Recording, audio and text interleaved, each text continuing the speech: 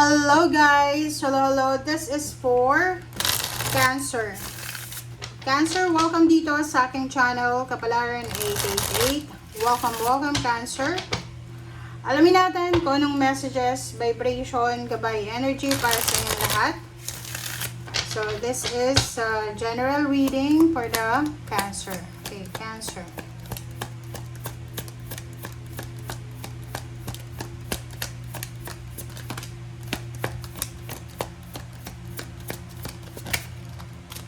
Okay.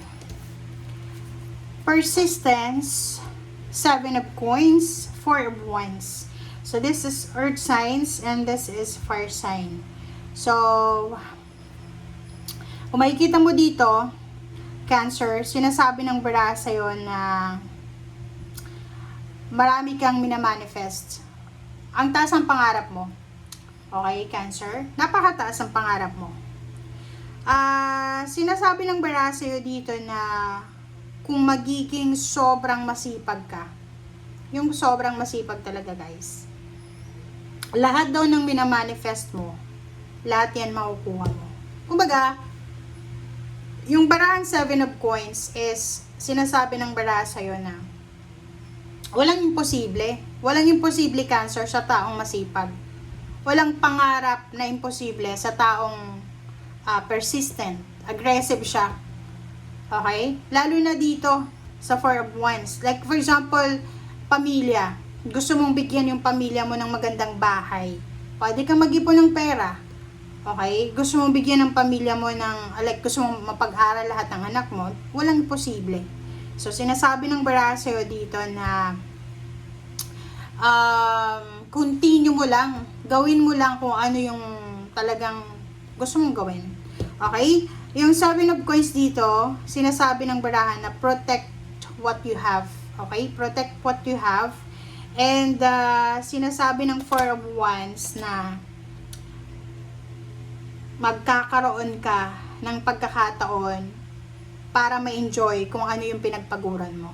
Okay? So, lahat ng ginagawa mo noon, ngayon, lahat ng pinagpapaguran mo, sinasacrifice mo sa pamilya mo, magkakaroon yun ng result, positive outcome. So, wag kang panghinaan ng loob. Lalo na ngayon, halimbawa ngayon, na medyo napapagod ka, medyo naiinip ka, kasi ang tagal naman ng blessings ito eh. Sinasabi ng bara sa'yo na just keep going lang. Keep going lang, Cancer. Dito naman, sinasabi ng barahan na there's a celebration. There's an incoming celebration. And this is family celebration. Like for example, graduation, pwedeng may makakapasa sa board exam, or kung ano man yan. Basta there's a celebration. Pwedeng there's a family celebration, community celebration, or whatever man na magdadala sa'yo ng stability and balance. Alright.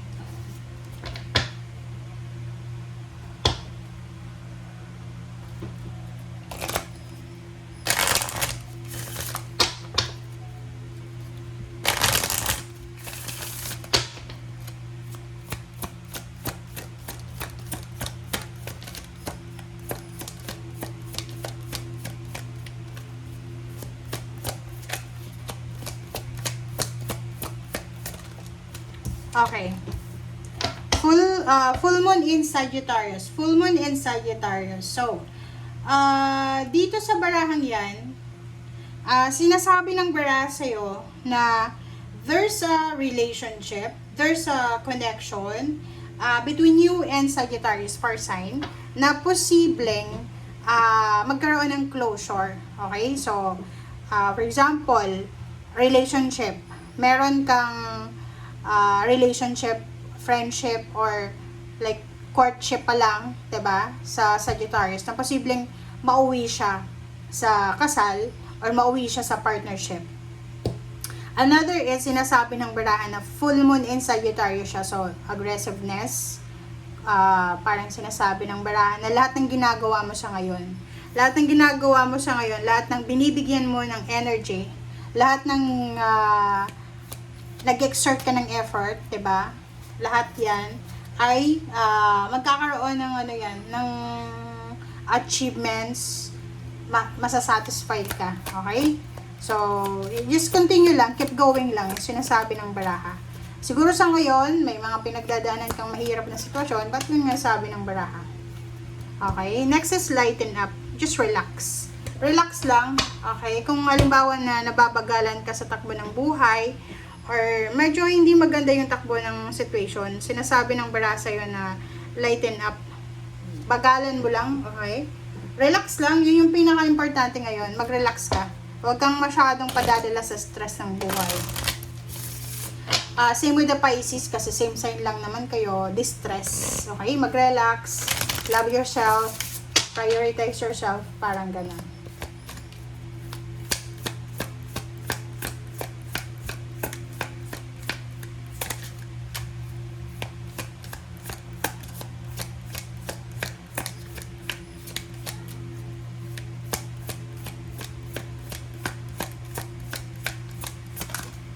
Oops, sorry. Amethyst, revealing your true self.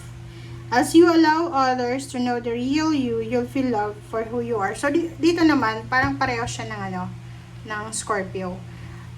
Sinasabi ng baraha sa'yo na ipakita mo. Ipakita mo sa mga tao sa paligid mo, kung ano ka. Kung tatanggapin ka nila, okay lang. Pero kung hindi ka nila tatanggapin, okay din naman. So, reveal yourself, your true self, your true intention.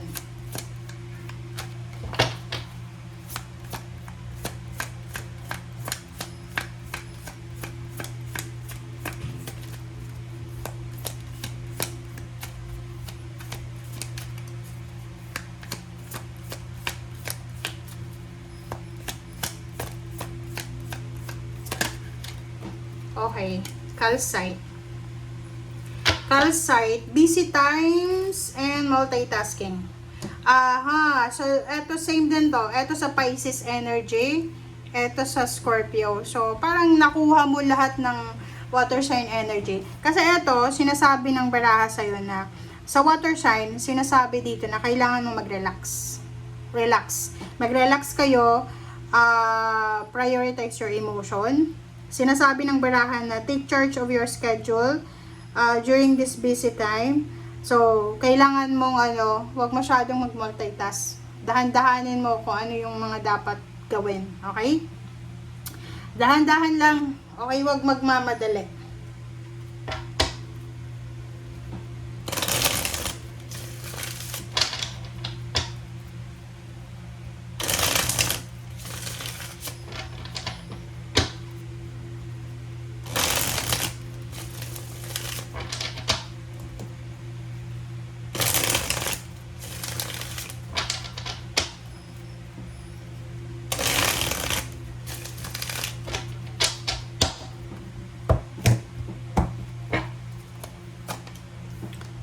Okay, Page of Wands, Ace of Pentacles, and then Justice. So, yung 3 cards na to, kung makikita nyo sa ngayon, sinasabi ng baraha sa'yo, Cancer, na this is future eh. This is parang far side energy. Sinasabi ng baraha sa'yo na yung motivation mo, same with this one, para siyang full moon in Sagittarius. Diba? Kung ano man tong hinihintay mo ngayon, kung ano yung pinupursige mo, okay? Nagpupursige ka diba? Kung anong tinatrabaho mo, kung ano yung sinasacrifice mo, sinasabi ng baraha na may kapalit yan. There's a justice, there's a good karma coming para sa'yo. Walang masasayang dito. Sinasabi ng baraha sa'yo dito na possible siya, November, December, makakatanggap ka ng job offer, new source of income. Pwedeng may mag-offer sa'yo ng pera, may magbibigay sa'yo ng pera, may magpapahiram sa'yo ng pera, or whatever, pera man yan.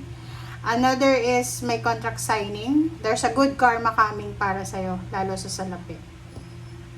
Kung may mga pautang ka, pwedeng magbabayad sila sa'yo. May mag-share ng blessings. Merong, etong Justice kasi, it's Libra energy eh. So, balance eh.